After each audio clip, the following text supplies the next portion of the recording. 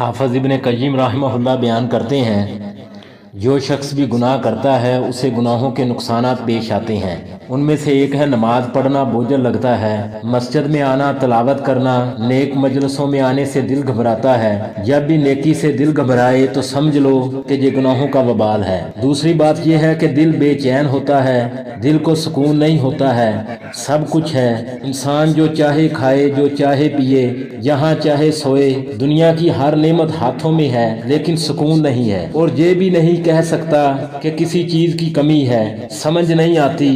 Air condition کمروں میں پڑے، کمبل لیا ہے، لیکن دل پریشان ہے، کیونکہ اللہ تعالیٰ ان کے دلوں سے سکون چھین لیتا ہے۔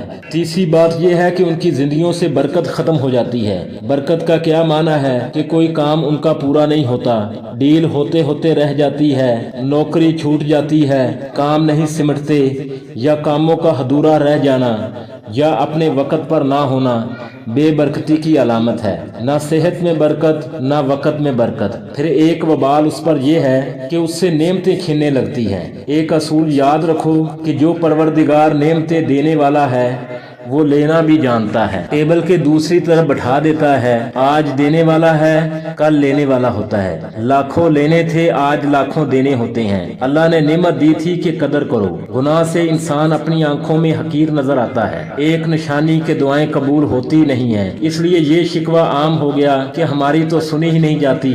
بھائیو، اللہ سنتا تو سب کی ہے، لیکن وہ پابند نہیں ہے کہ وہ پورا کرے۔ ان ربی سمیع الدعا، لیکن وہ پروردگار ہے، اس کی مرضی ہے۔ چٹان سے آدمی سر مارے تو اپنا سر پھوٹے گا، تو گناہ کر کے ہم سکون کی زندگی نہیں گزار سکتے جہاں وہاں۔ اس لیے ہمارے پاس دو آپشن نہیں ہے، بلکہ ایک ہے کہ ہم نیکی کی زندگی بسر کریں، اپنے رب کو راضی کریں، دنیا میں کامیابی اور آخرت میں بھی کامیابی۔